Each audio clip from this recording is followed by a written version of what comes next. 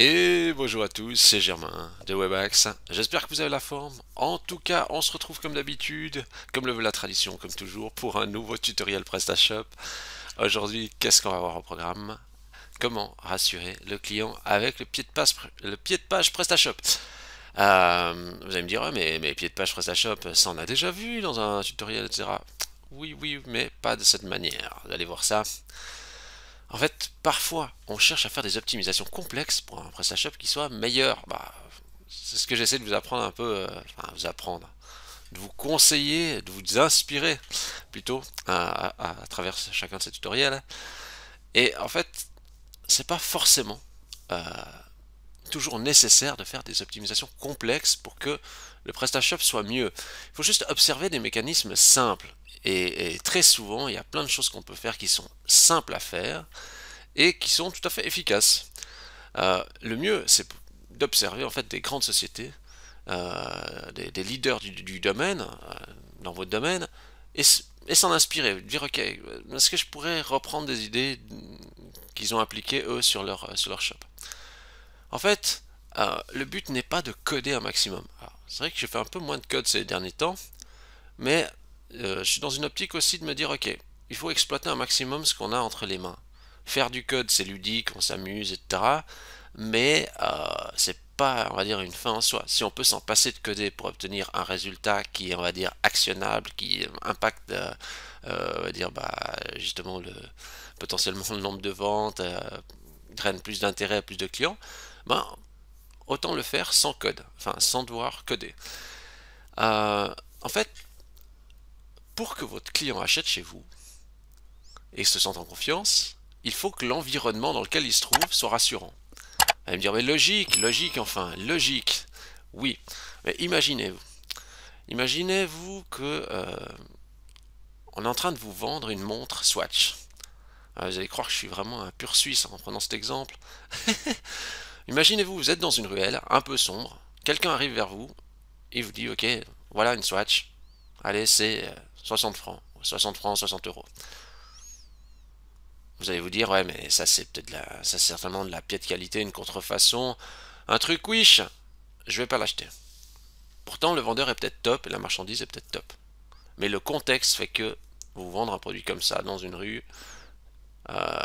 non, vous n'êtes pas en confiance. Vous prenez la même montre dans un grand magasin ou, je sais pas, chez un bijoutier, même prix, hein, donc 60 francs, 60 euros, vous allez dire, ok, bah je la prends. L'environnement est différent, mais le produit, en fait, finalement, reste le même. Et vous allez voir que sur le site e-commerce, c'est un peu ça aussi. Le contexte et l'environnement sont importants. Il faut soigner ces détails. Parce qu'il y a plein de petits détails autour qui font que, voilà, quand on ne connaît pas, je veux dire justement, si ce vendeur, imaginons que ce vendeur dans la rue, vous le connaissiez, peut-être que, voilà, vous l'auriez acheté. Mais si vous ne connaissez pas, les éléments que vous avez autour ne sont pas assez rassurants pour faire conclure la vente. Et là, c'est exactement la même chose avec le pied de page. On va voir quelques petits trucs très simples, mais souvent sous-exploités au niveau du pied de page. Je crois que tout est dit. Euh, Comme d'habitude, c'est parti, on y va, go. Alors, d'abord, ce qu'on va faire, c'est observer un grand compte. Un grand compte, un site e-commerce important. Moi, je prends des sites de chez nous, mais voilà, vous pouvez faire la même chose avec des sites justement de leaders dans votre domaine, etc. Moi, je vais prendre Hornbar. Voilà. Et je vais m'intéresser à leur pied de page pour vous dire, ok, voilà, qu'est-ce qu'il y a là-dedans, etc., dans leur pied de page. Bon, le pied de page, c'est ça. Toute cette zone-ci. Donc, il y a plein d'éléments. Et voilà. Pied de page de Hornbar avec tout ça. Donc, alors, c'est vrai que qu'est-ce qu'on voit? Un des éléments, on va dire, frappants, enfin frappant, surtout aux yeux, c'est les logos de paiement. Alors, pour les logos de paiement, euh, j'en avais déjà parlé euh, à travers un autre tutoriel. Alors, peut-être ça, je vais pas vous le remontrer parce que vous savez que vous pouvez déjà prendre note de ce point forcément. Là, vous pouvez regarder, c'est le tutoriel 101, Footer PrestaShop Ultimatum. où là je montrais comment intégrer justement le logo de paiement bien visible à chaque fois dans le pied de page. Il me semble que c'est ça que j'avais proposé. Oui, oui, oui, il me semble bien que c'était ça. Ah, c'était à l'époque là, j'étais pas dans le même bureau. Ouais, ouais, ouais, j'ai expliqué mettre des logos de certification et tout ça, voilà, ouais. Donc là, ça, j'ai pas réexpliqué. Mais ce que vous devez savoir, c'est que vous devez avoir les logos de paiement bien visibles. Alors, il y a la question encore de est-ce qu'il doit être sur la fiche produit ou pas. Euh, alors moi, j'aurais envie de dire, c'est vrai que sur la fiche produit, vous voyez, parce que c'est vrai qu'on pourrait se dire, bah, quand on est en mode mobile, c'est bien d'avoir les logos de paiement bien visibles, comme ça on sait à quoi on peut payer à côté du bouton ajouter au panier. À un moment donné, j'étais assez chaud pour ça. Maintenant, moins. Enfin, moins.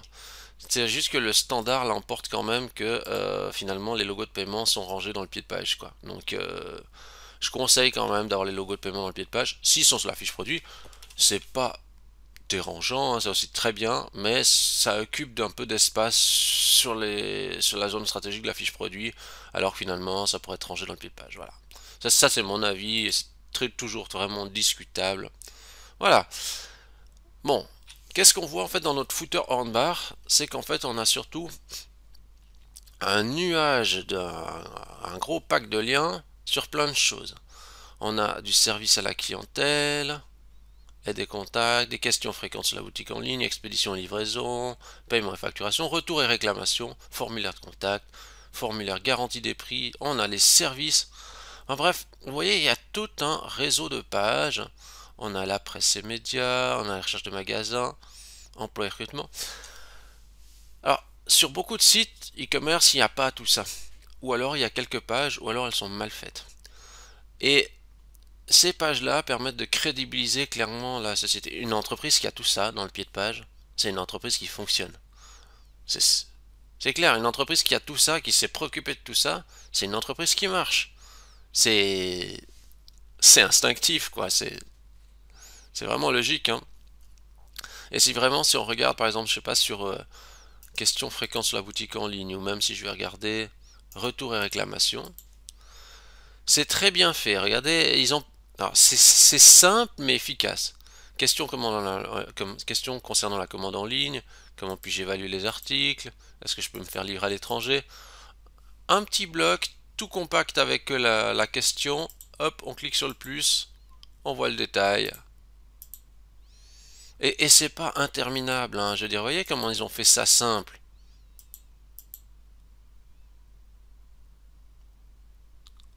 Paiement par carte. Combien me coûte l'expédition? Ils ont répondu à toutes les questions régulières des clients. Vraiment, c'est vraiment très bien fait. Et j'aime beaucoup ce système de... Comme ils ont fait ça avec le petit plus, là, ça c'est vraiment top. Et donc, de ce que je vois, en fait, c'est qu'ils ont, dans le pied de page, ils ont mis, en fait, tout ça, on voit que ça pointe vers service, aide et contact, mais une zone de cette page qui est différente. Vous voyez, c'est séparé en plusieurs morceaux. Ah non, mais c'est vraiment très très complet, hein. Alors bien sûr, vous allez peut-être pas faire ça autant poussé, mais en fait ce qu'il y a c'est que c'est vraiment intéressant d'avoir découpé ça de cette manière parce que ça permet d'augmenter la crédibilité. Et encore, en plus ce qui est intéressant, c'est que si on se base sur ce qu'ils ont fait, vous pourriez vous dire, bon ben, je vais faire comme eux, je vais créer une seule page qui s'appelle service et aide et contact, que je vais découper en plusieurs blocs, et après sur le lien, eh ben, vous faites une encre, parce que vous voyez, c'est ce qu'ils ont fait. Ils ont fait une encre une encre de lien, si vous ne savez pas ce que c'est, encre lien HTML, vous recherchez une encre. En gros, c'est juste un raccourci de lien dans la page. Donc, quand le lien est cliqué, ça renvoie vers. Vous voyez, vous mettez en fait. Vous mettez dans un ID le texte. Puis après, le lien, vous faites pointer vers l'ID. Puis comme ça renvoie directement vers la zone du texte concerné. C'est ce qu'ils ont fait ici, vous voyez. Tout est dans la même page, mais ils ont fait plusieurs liens qui pointent directement vers une zone directe de la page. Ça, vous n'avez pas besoin de module spécial. Il faut juste utiliser le HTML et faire un petit bout d'encre. Voilà. Ça, vous pouvez creuser si jamais. Puis après, on a les services. On a les services de location. Bon bah voilà, qu'est-ce qu'on a d'autre? Découpe de bois. Il nous explique qu'est-ce qu'il peut faire. Là de nouveau on retrouve le même système. Il y a quoi? Tous les services. Ouais, c'est vraiment complet. Ouais, c'est sûr complet. Louer une remorque ou une camionnette, ah, c'est tous les trucs un peu vous voyez, autour de votre entreprise, il y a aussi des choses qui gravitent. Hornbar, vous me dites, vous pensez pas que c'est le premier truc, c'est transporter du matériel chez vous. C'est accessoire, mais voilà, ils montrent que c'est possible, tout ça. Eux, ils ont plus besoin de montrer leur crédibilité, forcément. Mais pour un petit, c'est plein de ces petites pages-là, ça peut vraiment être intéressant pour se développer. Euh, Qu'est-ce qu'on a d'autre? Emploi et recrutement? Ben forcément, si vous avez des emplois et recrutement, c'est que votre entreprise fonctionne, puisque vous êtes en train de recruter des gens. Je vous dis pas forcément de créer une page emploi et recrutement, mais protection et données de droit. Ça aussi, ça, ça n'importe qui pourrait avoir, hein. Protection des données, etc. Un site qui a ça, sur un peu de page sur la protection des données, ça permet juste d'être un petit peu plus crédible. Et finalement, je vais pas vous dire c'est une page, c'est une page inintéressante, mais c'est juste que le fait d'avoir cette présence-là permet de montrer que bah, vous êtes respectueux justement de la protection des données et d'augmenter votre crédibilité. Euh, Hornbar, les prix bas. Vous allez peut-être pas faire ça, hein. Mais eux, ils ont voilà, eux, ils peuvent s'appuyer là-dessus sur ce créneau, etc. Mais oui, ils ont bien répondu vraiment à tout le questionnement. Alors bien sûr, là je prends vraiment du haut de gamme en termes de création de page. Mais vous, si ce que vous devez retenir, c'est vous devez avoir quelque chose de plus complet que le pied de page. Je vais juste aller prendre un autre site. On va regarder sur MediaMarkt comment ils ont fait. MediaMarkt qui est un site de high-tech, matériel informatique et tout ça. Euh, Là, de nouveau, on a les logos, les méthodes de paiement. Ouais, ça aussi, des trucs, des éléments de réassurance. Mais ça, j'avais montré dans l'autre tutoriel que j'ai montré avant. Et on a de nouveau, on a quoi? Rappel de sécurité. Sécurité informatique. Qu'est-ce qu'il nous dit? Le lien ne marche pas. Regardez, ça. Rappel de sécurité. Ah ouais, il y a un problème avec ces articles. Ok. Protection des données. Ah, ça c'est intéressant. Rien ne nous empêche d'avoir une page protection des données un peu lambda, hein, juste pour l'avoir. Ah, si vous pouvez dire quelque chose d'intéressant, ça va aussi, mais les gens vont pas passer du temps forcément à lire ça. Mais ça vous permet de montrer patte blanche. Sécurité informatique, ben voilà, il n'y a pas de sécurité informatique. Conditions d'utilisation. Et c'est pas très long. À proportion de la taille de l'entreprise, ils n'ont pas fait un truc gigantesque, hein. Mention légale. Non, regardez, ça vous permet d'avoir une petite page de plus, mais c'est pas gigantesque, hein.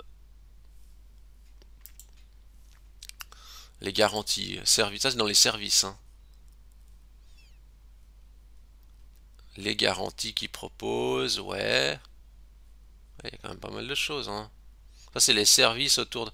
Ça peut être intéressant aussi, hein. C'est vrai que si vous vendez des produits et que vous avez une notion de service autour, bah, ça peut être intéressant de greffer ça dans le pied de page, hein. D'avoir un peu les pages de service, ce que vous faites, etc. Si vous faites de la maintenance, de la réparation, tout ça comme on a ici. Ouais, ça c'est intéressant, hein. Tout ce qui gravite autour de votre entreprise hors des produits pourrait être rangé un peu dans les pieds de page. Si vous avez des choses à dire sur, bah voilà, je sais pas, même vous avez le domaine d'expertise et toutes sortes de choses, vous pourriez mettre là-dedans. Je pense que en se creusant un petit peu la tête, on arrive peut-être à trouver, je sais pas, 4-5 idées à greffer dans le pied de page. Bien sûr, ça ne va pas changer complètement la donne, mais il faut aussi se retirer de la tête le fait que il n'y a pas, il y a pas un levier que vous avez oublié quelque part, puis vous appuyez dessus, il y a tout qui vraiment, euh, les ventes explosent. Non, c'est un ensemble de petites choses pour tendre vers le mieux, toujours plus, quoi. C'est ça. Euh, ouais. je m'attarde pas sur la partie réseaux sociaux et tout ça. Moi, ce qui m'intéresse, c'est vraiment la notion des liens. Je vais voir aussi encore chez un dernier, je vais prendre Steg. Steg computer, Steg électronique. Alors, un autre, qu'est-ce qu'ils ont fait? Steg, pas de spam comme promis. Ah ouais, sympa, sympa. C'est marrant d'être comme ça, on est direct. Qu'est-ce qu'ils ont fait eux? Mais c'est bizarre parce que Ah, mais ils ont changé le site. Non, non, mais c'est pas possible. Hier, j'ai testé en fait le site de Steg, il n'était pas comme ça. Maintenant, je vois, je suis en version bêta. J'allais dire, le site est un peu plus large. C'est une nouvelle interface, on dirait. Et entre ce que j'avais hier et aujourd'hui, c'est plus le même site. J'ai plus donc le même pied de page. C'est pas grave, on va improviser. Alors regardez, il y a quoi? Livraison et paiement. Alors nouveau ici, on peut discuter, hein. Pour augmenter votre crédibilité, si vous voulez faire un peu plus, voilà, là,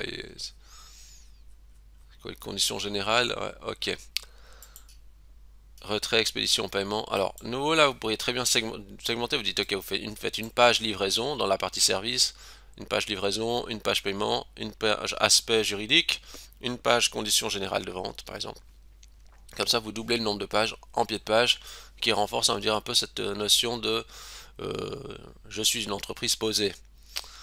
Là, on a quoi? On a Ouais, ça c'est l'entreprise, la présentation de l'entreprise, donc une page qui présente l'entreprise, vous voyez, ça c'est bien, qui explique les noms de succursales, ce qu'ils font, etc.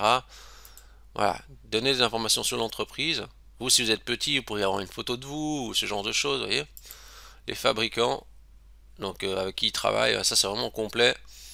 Peut-être pas forcément indispensable dans votre cas. Les jobs nouveaux, c'est vrai que le fait de montrer, ouais, montrer l'entreprise, montrer qu'ils recherchent des employés, ça c'est top. Mais après, vous n'allez pas forcément faire ça. Mais vous voyez les genres d'idées qu'il peut y avoir. Demande B2B. Ah, ça aussi intéressant, vous voyez. Euh... Ouais. Ouais, vous voyez, vous pourrez très bien avoir une page aussi concernant les grossistes ou ben, les comptes B2B. En expliquant que voilà, les B2B peuvent avoir des prix spéciaux, qu'ils doivent prendre contact avec vous et qu'il y a une négociation possible. Par exemple. Euh, je vois des clients qui ont justement un petit réseau B2B, donc de professionnels qui travaillent avec eux et qui sont justement des clients réguliers, puis font des volumes de commandes un peu plus grands. Donc intéressant. Là, on a la liste des succursales. Alors, ce que vous devez retenir peut-être juste là-dedans, c'est pas forcément que vous devez avoir des succursales partout, mais qu'il y a déjà des photos de l'entreprise, etc. Chez vous, ça peut être dedans ou l'extérieur, etc. Mais ouais, franchement, c'est vraiment bien fait, hein. Ils ont inondé de produits partout, hein. Ah ouais, mais c'est bien. Regardez, en plus, il y a un peu les prix des services et tout ça. C'est intéressant, hein. Ah, ils ont fait des photos dedans et tout. Moi, je trouve ça vraiment très bien. Qu'est-ce qu'on a d'autre dans les pieds de page? Bon, les logos de paiement. Bon, ok, on en a discuté. Les avis clients. Ouais, ouais, bah oui, les avis clients c'est intéressant, mais on va pas forcément s'intéresser à l'intégration dans le pied de page des SAN, nous c'est plus les pages standards là qui nous intéressent. Euh, ok, conditions générales, protection des données, bah oui, de nouveau aussi il y a ça, et quoi c'est disclaimer, mention légale, ok, bon. Juste voir un truc, qui c'est qui a fait ça? C'est Columbus.net, une entreprise suisse-allemande. Ouais, bon, mais ils doivent être solides hein, pour faire un truc comme Steg. Ah ouais, bah ils l'ont montré, ouais, Steg, Franz Karl. Ok. Ils doivent être super badass. Voilà. Ok, bon. Maintenant, juste aller jeter un coup d'œil dans notre PrestaShop. Ici. Donc, nous, c'est vrai que si on regarde ce qu'on a, on a bah, la livraison, les mentions légales. D'ailleurs, pourquoi il y a deux fois livraison? euh, Bon, je switch juste parce que j'étais pas sur la bonne base. Donc ici, en fait, si on regarde dans le pied de page, on a la partie produit. Après, on a notre société avec déjà toute une série de pages. Alors, peut-être juste la première remarque que je ferais, c'est déjà juste ça. À la limite, même si vous avez laissé les pages standards, complétez les pages.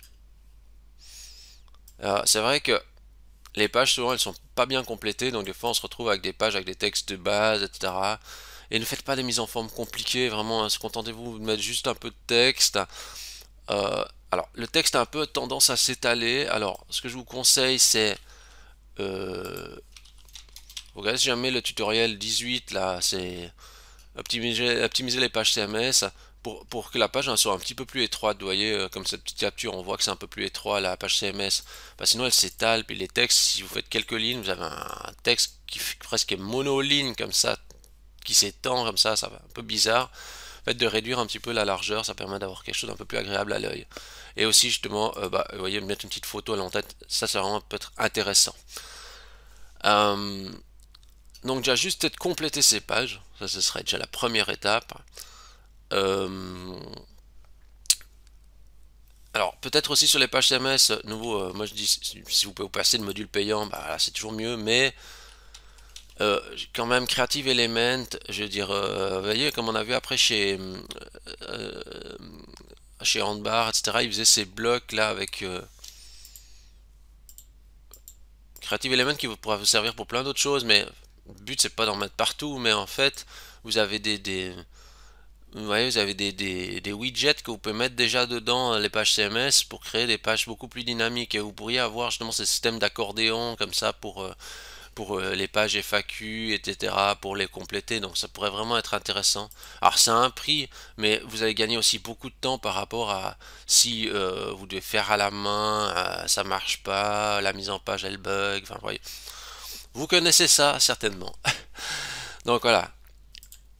Donc c'est vrai que ça peut aider vraiment Creative Element. Euh, mais sur le principe, ouais, vous n'avez pas besoin vraiment de indexer ces pages. Si vous n'avez pas trop l'inspiration sur ça, dire comment je fais le texte, etc., bah, inspirez-vous déjà de vos concurrents.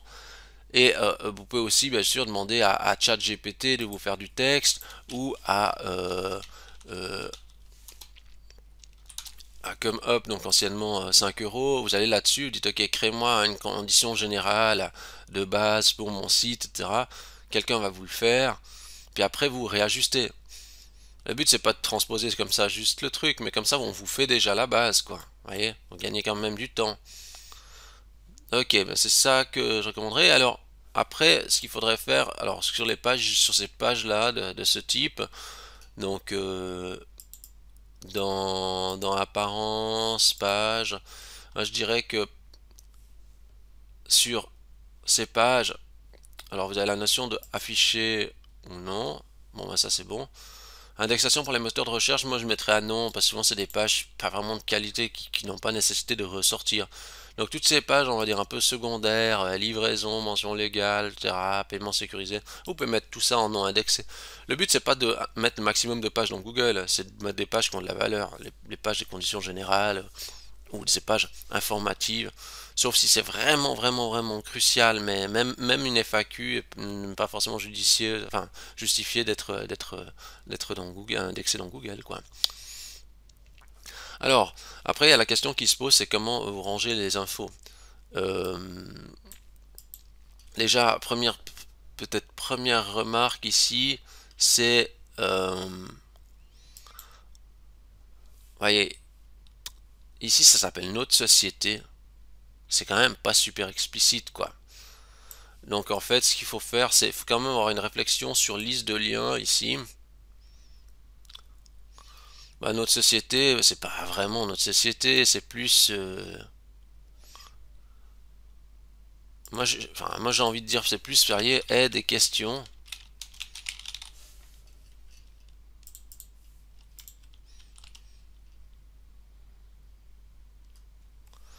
Et puis information ici, ben euh, c'est plus l'entreprise quoi.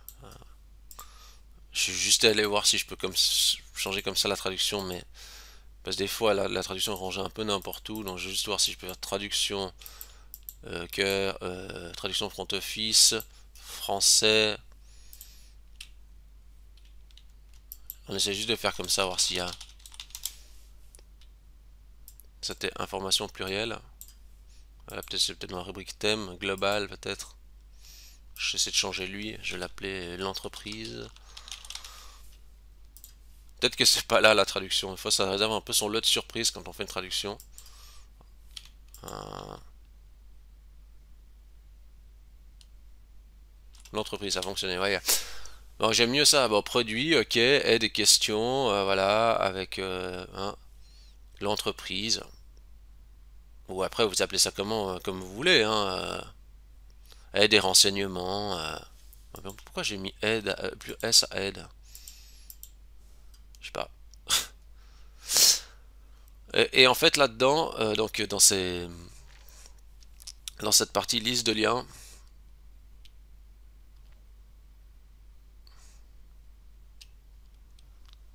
je vais laisser en train de ramer un peu.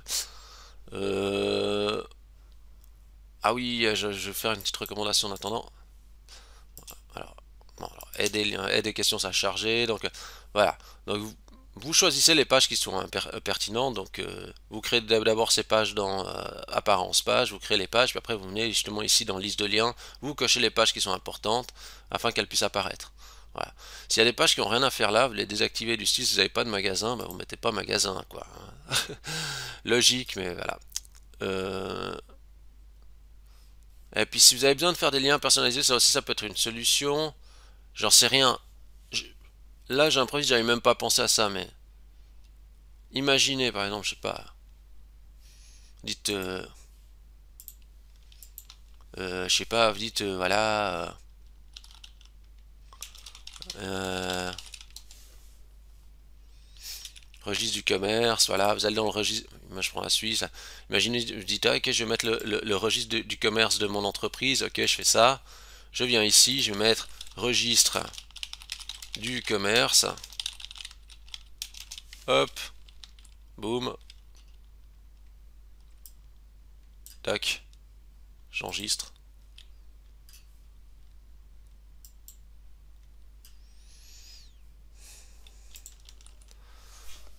J'ai la registre du commerce, voilà.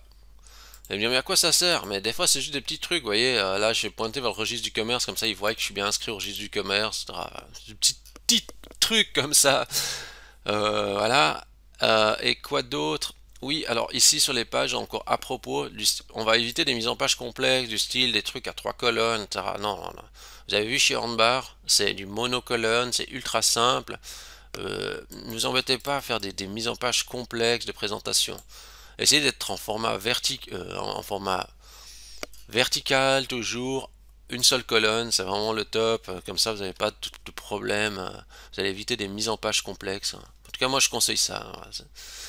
Simplification dans le sens où le mobile, c'est le first, le, le, le, le mobile domine, donc le mobile c'est une colonne quoi. Vous n'allez pas mettre deux colonnes côte à côte de contenu sur le mobile. Donc essayez d'avoir un raisonnement autour du mobile en priorité. Donc voilà, c'est ça que je donnerais comme conseil. Et puis le dernier élément aussi très important, euh, il faudra penser à tester sur mobile ici, tester ça si ça s'ouvre correctement parce que et testez-le pas que en mode comme je viens de le faire ici. Vous voyez, moi j'ai appuyé sur la touche F12 de mon clavier. Il y a une petite console qui est venue. Après j'ai appuyé sur ça pour me mettre en mode mobile. Vous connaissez déjà certainement. Ça, je vous montre juste pour ceux qui ne savent pas. Et après, vous voyez, vous me dites ah ça fonctionne, c'est tout, c'est tip top, je suis content. Mais des fois sur mobile réel ça fonctionne pas. Vérifiez ça. Et en plus des fois c'est un problème que je vois souvent avec des thèmes. Donc je vous invite à le tester pour pas avoir ce blocage. Parce que des fois, bah, ce qui se passe c'est sur le mobile quand on clique là-dessus, bah, il se passe rien ou le système il bug, il s'ouvre pas vraiment. Puis du coup les clients ils peuvent pas voir ce qu'il y a à l'intérieur, donc le contenu est invisible pour vos clients. Ça serait dommage de faire tout ce travail, que le contenu soit pas visible. Ce que moi j'ai envie de vous dire, c'est à force d'optimiser ces détails, le shop prend de l'ampleur. C'est des détails, mais des détails cumulés, bah, c'est comme un sportif, hein. Il va pas tout de suite aux Jeux Olympiques. D'abord, il commence, il sait sa passion, après il s'entraîne dur, il répète, il répète, il répète, un jour, il finit aux Jeux Olympiques. Voilà, un site e-commerce, c'est un peu pareil. On s'entraîne, on s'entraîne, on s'entraîne, on essaie de pousser vers le haut. Et j'allais dire, Moi, je crois pas trop. Enfin, oui, il y a toujours ceux qui explosent, mais on entend trop ça dans les réseaux sociaux. Il a explosé, etc. Et il a fait une optimisation. Il a fait fois 1000. Il a fait plus 1000%. Ouais, je pense qu'il faut être réaliste. Moi, je vois pas vraiment ces cas, mais je vois des cas où il y a des progressions qui se font petit à petit. Et retenez le fait aussi que les progressions petit à petit, c'est comme pour tout. C'est mieux des progressions euh, douces, mais qui soient constantes et durables, que des gros pics, parce que c'est toujours la même chose, c'est un pic élevé dans un sens, bah c'est le risque d'avoir un pic élevé dans l'autre. À l'inverse, si vous faites une progression douce, mais constante, s'il y a une baisse, vous n'allez pas faire une baisse brutale, paf, avec la cassure. Donc c'est vraiment important de garder ça en tête. Si vous avez aimé cette vidéo, vous pouvez liker la vidéo, vous pouvez vous abonner à la chaîne YouTube, vous pouvez donner 5 étoiles à Webax dans Google. Ça me fait toujours plaisir, je suis là, je suis content, j'attends votre notation. Et sur ce, je vous dis bonne réflexion, bonne optimisation à tous et à la semaine prochaine.